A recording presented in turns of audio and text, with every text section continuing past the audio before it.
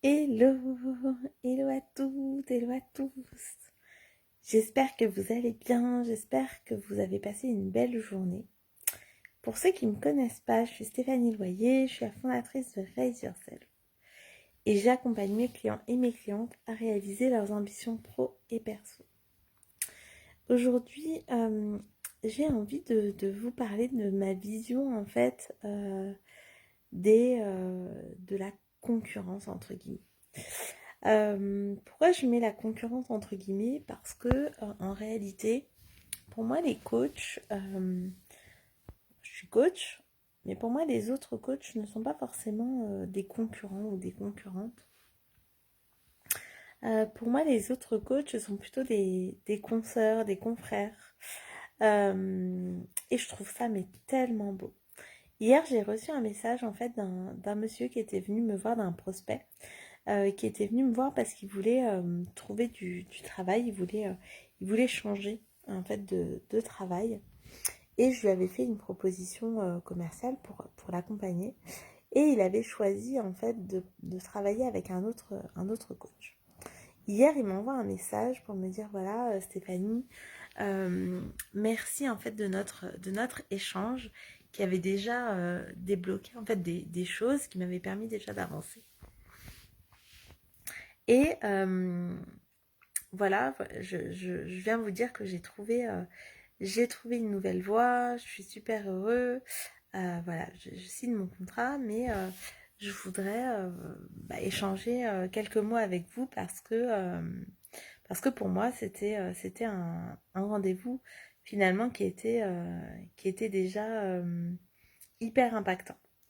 Et du coup, quand je reçois ce message, je peux pas me dire que la personne qui l'a accompagné finalement, c'est un concurrent. Pour moi, c'est vraiment un confrère. Pourquoi? Parce que on œuvre ensemble, on œuvre, alors pas forcément à côté, mais en tout cas, on œuvre finalement côte à côte pour le bien-être de nos clients.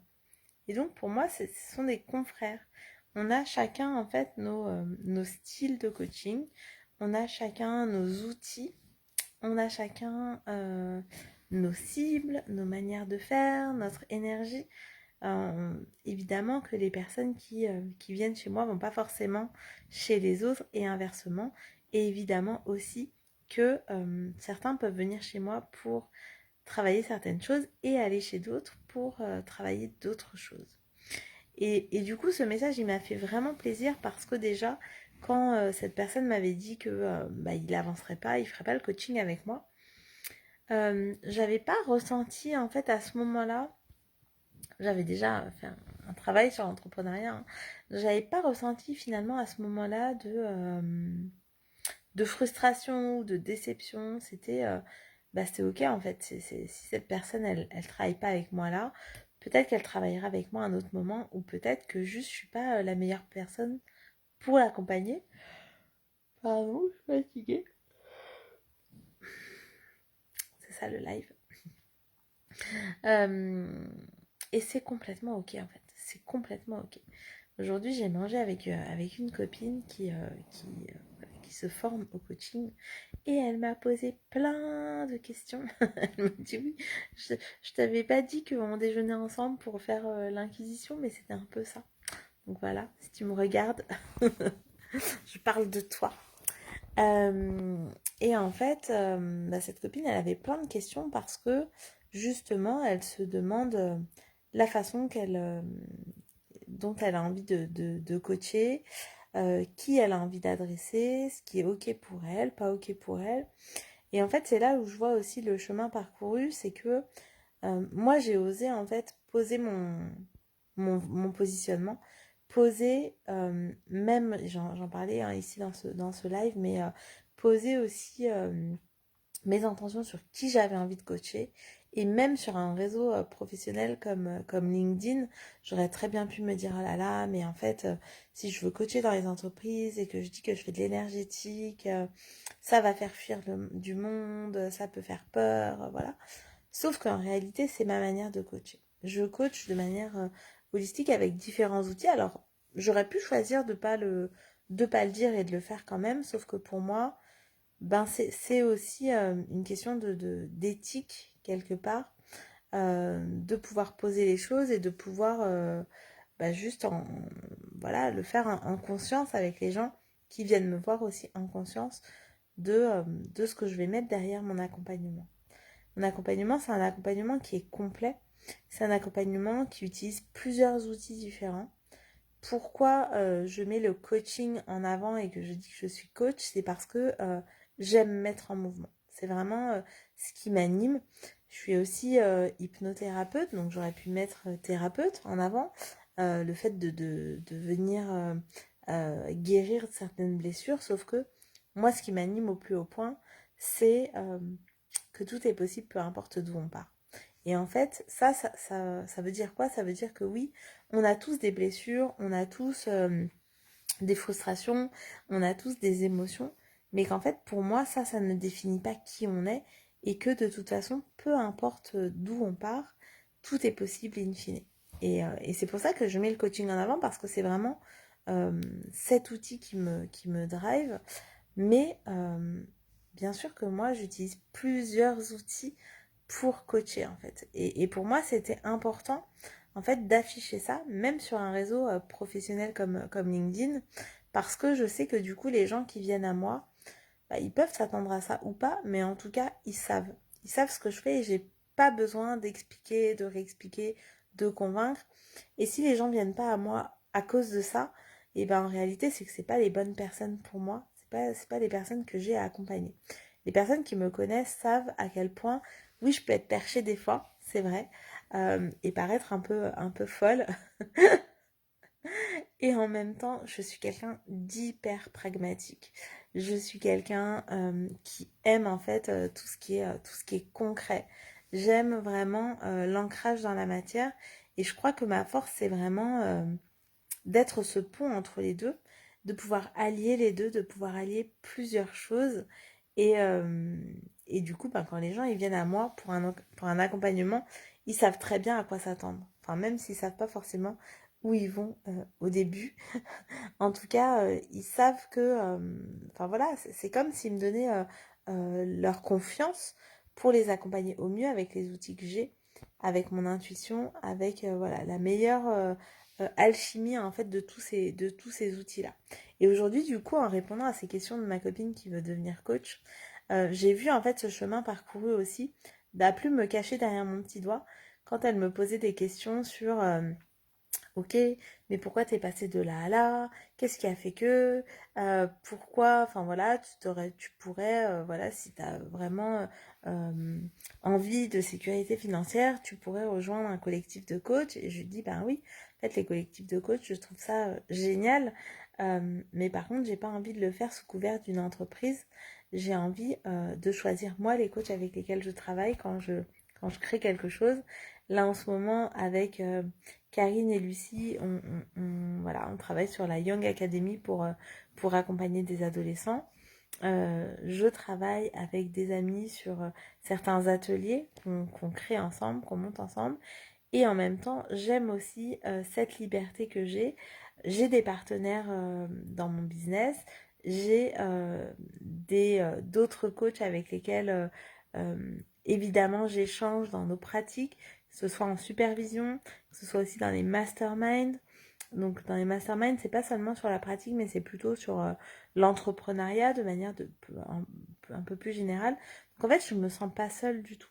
Et j'ai pas besoin d'être en entreprise en fait pour me sentir entourée, pour me sentir faire partie d'une équipe. Par contre, mes équipes, je les crée. Je les crée ou alors je vais rejoindre des équipes de personnes en qui j'ai confiance. C'est là où je vois le chemin parcouru, c'est qu'il y a eu un moment dans mon parcours où j'ai pu avoir peur d'être seule, où j'ai pu avoir peur de ne pas trouver de clients, où j'ai pu avoir peur de ceci, de cela, ou même j'aurais pu avoir peur ne serait-ce que de donner des réponses hyper franches, de peur d'être jugée pour ça. Là, mes réponses, elles étaient hyper carrées parce qu'en réalité, je suis mais tellement alignée avec ce que je fais aujourd'hui, avec la manière dont je le fais. Et donc, bah, c'était facile pour moi ce midi de répondre que Ben non, enfin, pour moi, la liberté, c'est ma valeur fondamentale. Que bah non, ça j'en ressens pas le besoin. Bah oui, ça je trouve ça génial, mais moi je fais autrement et ça me va bien aussi comme ça.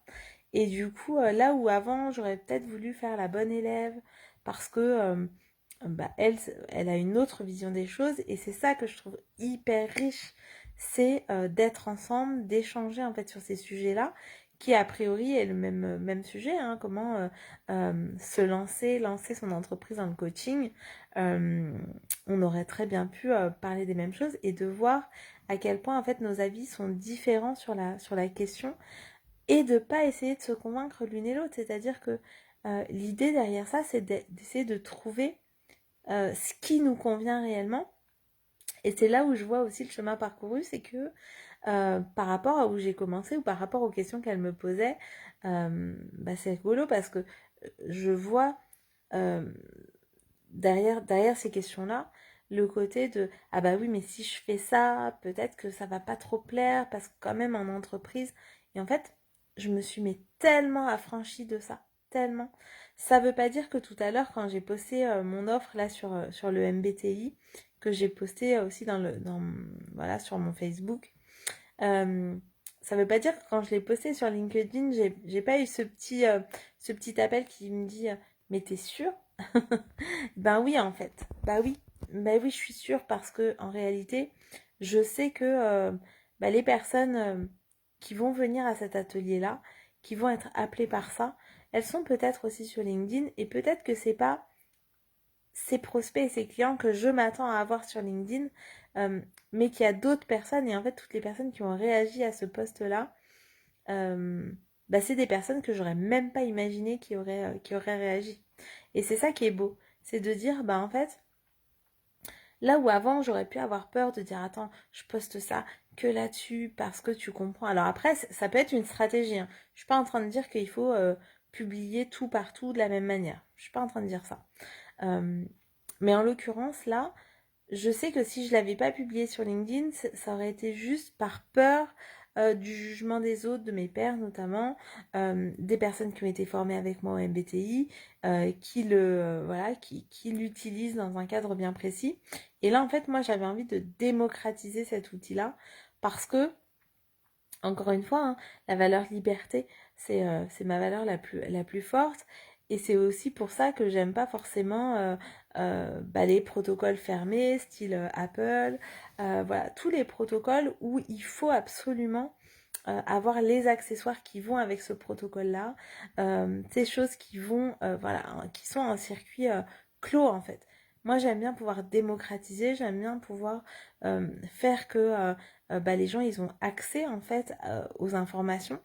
Alors, bien sûr que j'ai besoin que ma société, elle gagne de l'argent pour être pérenne, mais en réalité, je donne aussi beaucoup.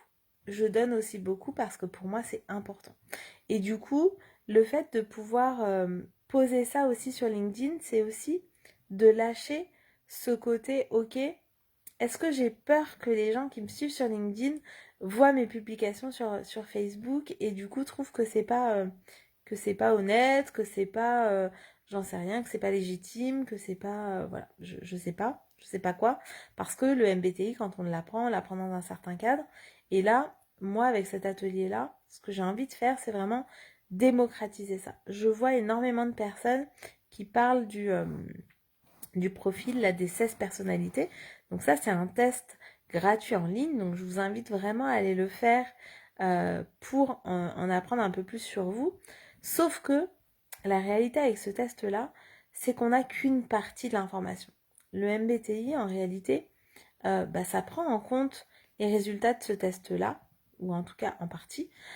Mais après, l'idée c'est que c'est vous qui vous auto-positionnez. Parce qu'il n'y a que vous, il y a que nous-mêmes qui pouvons en fait définir notre profil. C'est pas un logiciel qui va le faire. Et le logiciel en plus il va faire peut-être à un instant T, mais nous on va venir dire vraiment dans le MBTI ce qui est vraiment là de manière innée. Et ça, du coup, bah, c'est le fait d'avoir quelqu'un qui nous explique en fait les différentes étapes, les différentes émotions, les différentes lettres. Bah, c'est autre chose que juste d'avoir un résultat et de lire le résultat et de pas forcément le comprendre et l'analyser. Donc cet atelier, je l'ai créé pour ça et je l'ai créé de cette manière-là, en atelier collectif, parce que pour moi, c'était vraiment important de pouvoir démocratiser ça. Et encore une fois, tout ça pour en revenir vraiment à cette idée que quand on est aligné avec qui on est, quand on sait où on veut aller, quand on a une mission qui est bien plus grande que nous, en fait, on n'a plus peur de se montrer. Oui, il y aura toujours des gens qui vont critiquer, soit ouvertement, soit pas ouvertement. Mais en réalité, ça, c'est plus un souci parce que euh, on sait qu'il y a des gens qui vont adhérer en fait. Et on le fait pour ces gens-là. On le fait pour ces gens-là. On le fait pas pour manipuler, pour essayer de toucher un tel ou un tel. Non, on le fait juste parce que c'est aligné à notre mission de vie à un moment donné. Et en l'occurrence, moi, encore une fois, hein, une de mes missions de vie, c'est d'honorer les singularités, d'œuvrer pour l'inclusion de la diversité. Et pour moi, le MBTI, c'est exactement ça. C'est exactement ça. C'est vraiment mettre en lumière toutes nos différences pour mieux pouvoir travailler ensemble, pour mieux appréhender qui on est, pour mieux se comprendre, pour mieux se connaître et du coup, pour gagner du temps en fait, du temps et de l'énergie. Parce qu'en fait, quand on se connaît mieux, il y a des choses qu'on délègue, il y a des choses qu'on fait différemment. Voilà, il y a des choses qu'on fait qui nous demandent beaucoup moins d'énergie quand c'est vraiment notre caractère inné. Et quand on sait qu'il y a des choses qu'on va quand même devoir faire qui sont au-delà en fait de notre zone d'énergie, de confort, là on va mieux organiser en fait ce temps-là. Donc voilà, ça c'est mon partage pour vous aujourd'hui, c'est vraiment de, de, euh, de se retourner, de voir quel chemin vous avez déjà parcouru euh, et d'être vraiment vous-même en fait. Une fois que vous êtes vous-même, vous n'êtes plus là à essayer de vous comparer en fait aux autres. On n'est pas là pour se comparer, je me compare pas aux autres coachs. Bon, j'ai encore des fois des relents qui reviennent, mais pas dans les résultats. C'est plutôt maintenant je vais plutôt m'inspirer en fait de coach, pas pour copier, mais vraiment pour être tiré vers le haut. Donc me dire ah tiens lui ou elle fait ça plutôt comme ça. Tiens lui ou elle fait ça plutôt comme ça. Et du coup me dire bon ok et moi je fais ça comme ça mais je sais pourquoi je fais comme ça.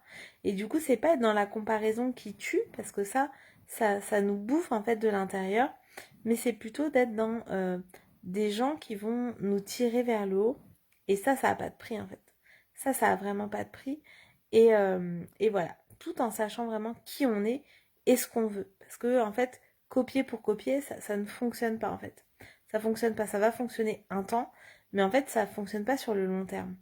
Donc c'est vraiment se reconnecter à qui on est pour ne plus avoir besoin de se comparer et pour avoir nos propres résultats avec nos propres règles et suivant nos propres envies en fait. On ne suit pas la vie des autres, on va vraiment mettre dans la matière nos envies, nos ambitions, nos objectifs, nos rêves et ça n'a pas de prix. Donc je vous invite vraiment à aller regarder tous les endroits où vous prenez les gens pour vos concurrents. Que ce soit des gens qui font le même métier que vous, que ce soit des gens qui vous ressemblent, que ce soit vos amis, que ce soit... Enfin voilà. Allez regarder en fait ce qui fait que vous vous comparez et allez regarder peut-être là où la comparaison vous fait mal, qu'est-ce que ça challenge en vous, qu'est-ce que vous avez envie d'en faire de ça. Et voilà, n'hésitez pas à me mettre dans les commentaires ce que vous retenez en fait de tout ça. N'hésitez pas à partager cette vidéo si vous pensez qu'elle peut aider quelqu'un. Quelqu'un qui va être peut-être beaucoup dans la comparaison. Et là, plutôt de dire, voilà en fait, comment on peut s'élever les uns les autres en étant juste complémentaires en fait, tout simplement. Et voilà. Donc, je vous souhaite une très très bonne soirée. Je vous laisse avec ça. Je vous retrouve demain pour la suite de ce défi 365 jours de live. Et je crois que demain, ce sera la 300e. Oh là là! Truc de fou! Je vous souhaite une bonne nuit. Prenez soin de vous surtout. Moi ça va être un peu malade. Du coup, je vais bien me reposer pour être en forme demain. Et, euh, et voilà, je vous embrasse très très fort. Et je vous dis à demain. Bonne soirée.